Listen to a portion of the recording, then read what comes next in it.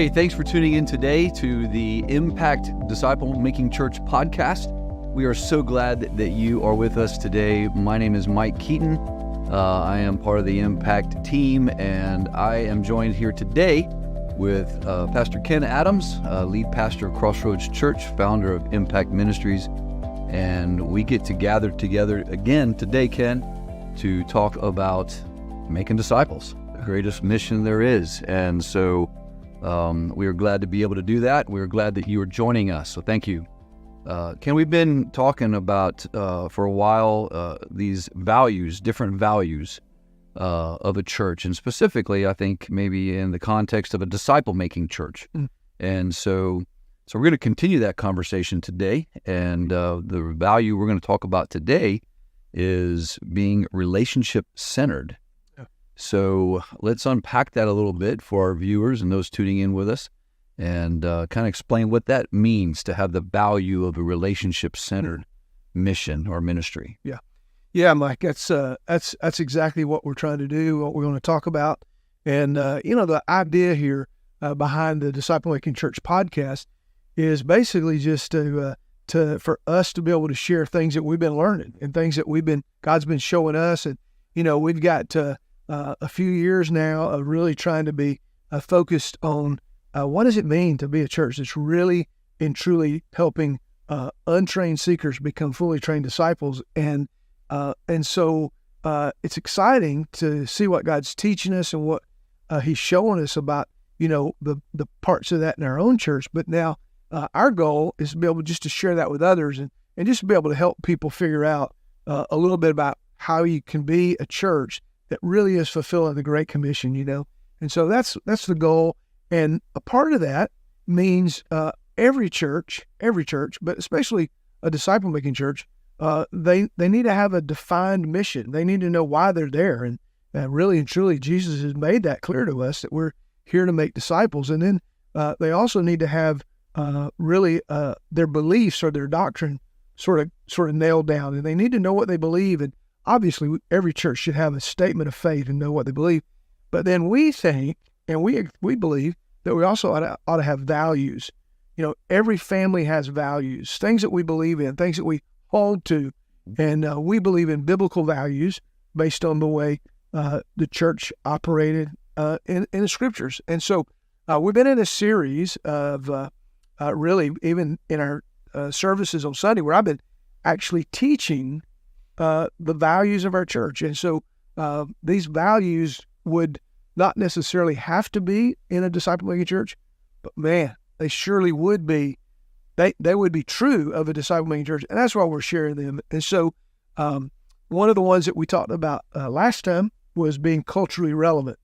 But this time, we're talking about this idea of what does it mean to be relationship-centered? And you would think that that's a given, right? Mm-hmm. When you think discipleship, it's hard to do without relationship. Absolutely. So they go together. Absolutely. Because all ministry is relationship. That's right. Really. And so we're kind of unpacking that today, but we actually unpack that in an entire sermon. And so we got a little clip that will kind of set up what we're talking about. So take a few minutes and check this out. A church begins to go from being relationship-centered to some other centered type of church because it forgets what business they're in to begin with. You say, well, what business? I thought we were in the theology business. No, we're not. We're in the people business. You say, but wait a minute. You preach from the Bible every week. You preach sermons every week. Guess what? I do preach from the Bible, but I don't preach the Bible. I preach to people with the Bible. Listen to me. Don't misunderstand what I'm saying here. Because if you just nod off for a minute, you're going to think, oh, did he say that? Listen, all of the sermons and all the songs that we sing are intended to do one thing, to help people connect with God. And if we are not accomplishing that, then Paul would say, all of this stuff is just clanging cymbals, and it's just noise. The most popular verse people know You remember, it was the first verse you learned. For God so loved buildings. For God so loved programs.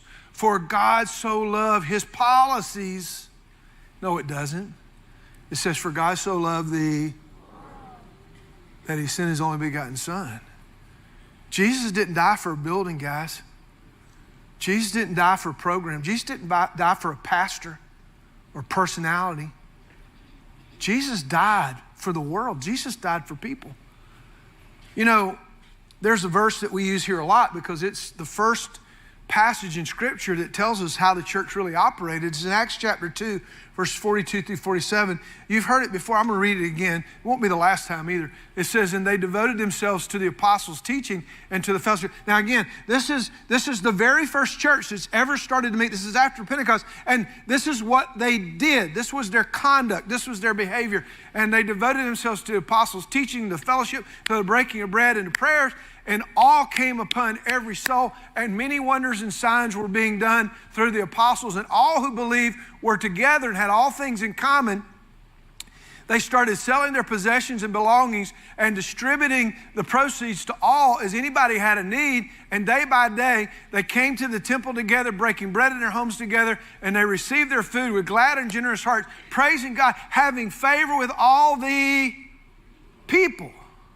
And the Lord added to their daily those who were, to their number day by day, those who were being saved. Let me ask you a tough question here. But you're 10 o'clock, so you get this, right? So what part of that verse is relational centered? Everything. Teaching's done in relationships. Fellowship's done in relationships. Prayer was in relationships. Giving was in relationships. Worship was in relationships. Sharing Christ. Every single thing they did. In fact, listen, spoiler alert here. If the New Testament church didn't have relationships, guess what they had? Nothing. Nothing. If the New Testament church, the very first church that we are modeled after, and every church ought to be, if they did not have relationships, guess what they had? They had no building. They had no program. They had no policy. And they really didn't even have much personalities there. They didn't have any people that were really driving. They had some leaders. Yeah, they did. You know, this is important, man. Is that the very first church was only about two things, God and people. And it was ultimately about people helping people. And that's what it's supposed to be today. Look at Acts chapter 4, verse 32. This is another great scripture here about the church. And now the full number of those who believe were of one heart and soul, and no one said that any of the things that belonged to him was his own, but they had everything in common. You know what that verse screams out? Relationship centered. Well, that was great stuff, Ken, and we appreciate that. And, you know, that service was a powerful day as well. And just why don't you share a little bit more about that here and kind of where you want to go with that? Yeah. So, you know, when you think about this idea of being relationship-centered, you know, it's funny because a lot of churches are building-centered. A lot of churches are personality-centered. A lot of churches are policy-centered. And so you may not, the church may not think they are, and they may not actually intentionally say we're building-centered, but it actually does happen. And what the root of that is that you become more centered on a particular personality, or you're centered on the fact that this is where we meet, this building is our focus, or you have policy over people. And Mike, all that happens because we forget that we are in the people business. That's good.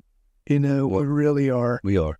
And so when you forget that you're in the people business, then you're not focused and centered on relationships. You're focused and centered on a lot of other things that take you away from relationships.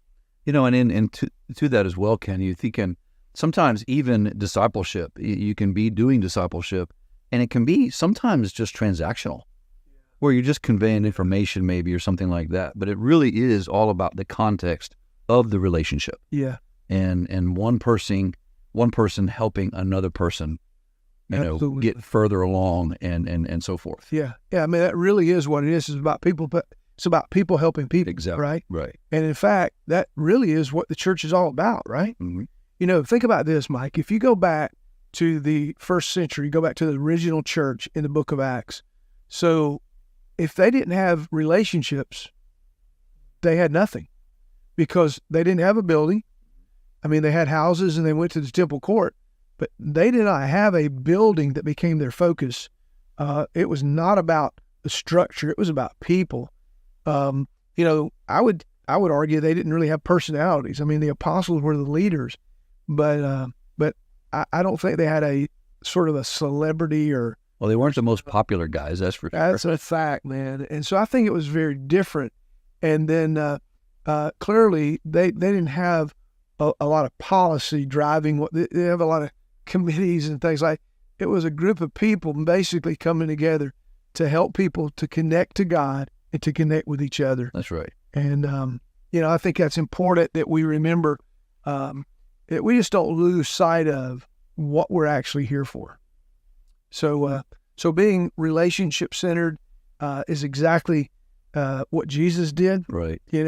For God so loved the World. right? So it's not for God so loved buildings. It's not for God so loved, personalities. For God so loved, a policy. But God loved people, man. Yeah.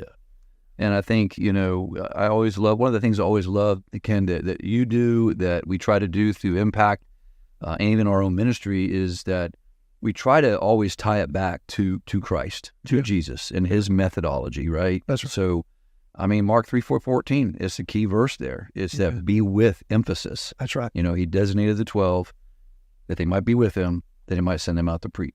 Yeah. And that may be a goal where all of us want us to go. We want to develop more people and more leaders, but it's that be with category. That's just right. where that relationship is all about, because that is the key environment, key thing. Yeah. And that's how Jesus did it. Absolutely. And we want to follow the way Jesus did it. Yeah, that's so good, Mike. And honestly, those two words, with him, that's all about a personal contact. That's all about a personal relationship. And you could even take it a step further and say that it started, come and follow me, was a relational invitation to come. And then come and see, before that, was a relation. So evangelism, think about this. So evangelism has to be relationship centered. Stepping into community has to be relationship centered. Getting connected to disciple making environment has to be relationship centered.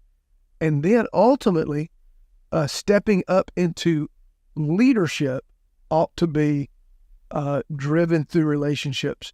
And so all of ministry, from coming to know Christ to going out to serve Christ, ultimately the thread between it all is relationships. That's right. And so if a church does not see that as the value, that people matter and that people help people get to where they need to be, then what happens is unintentionally we gravitate toward focusing and being centered on other things. That's right.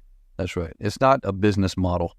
It's a relational model, person to person. So people help reach other people. People help connect other people. People help grow other people, and people help multiply other people. And so that is the deal. Yeah. Yeah. Mike, I say this a lot, and sometimes it's misunderstood, but till you really think about this. But, I tell people that we're not really in the theology business. Mm-hmm. We're actually in the people business. What we do is we help people understand God. So that is where theology is a part of that.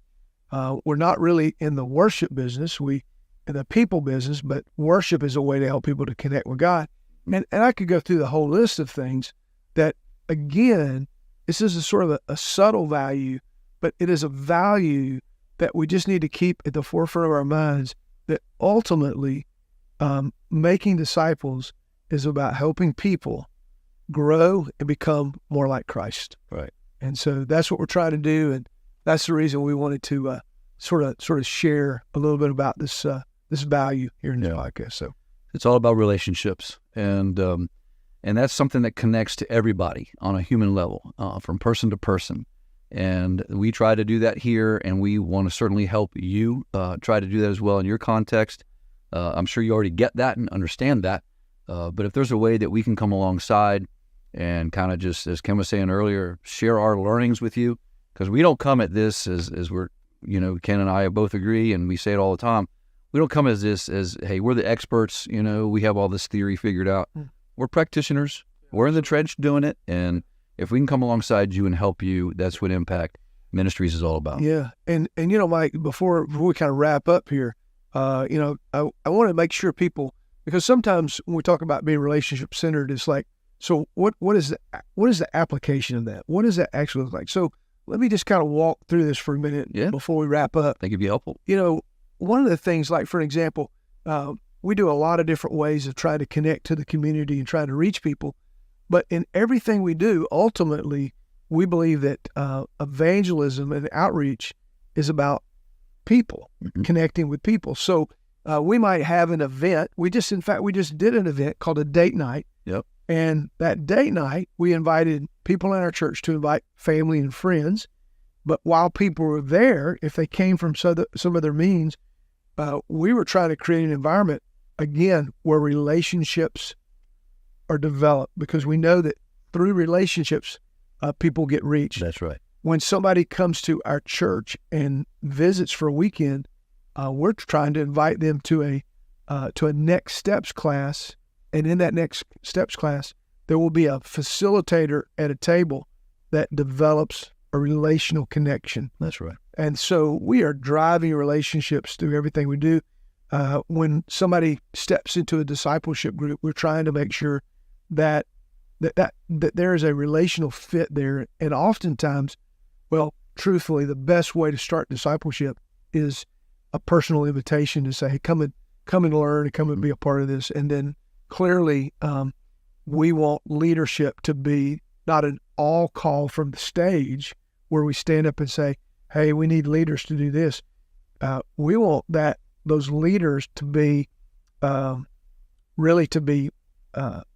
of nudged along and eventually trained and appointed because of a relationship. You see somebody, you say, this guy's got leadership potential. Right. And then you sort of, are really the factor in helping them move on. So that's right. So, hopefully that helps people just see some tangible ways.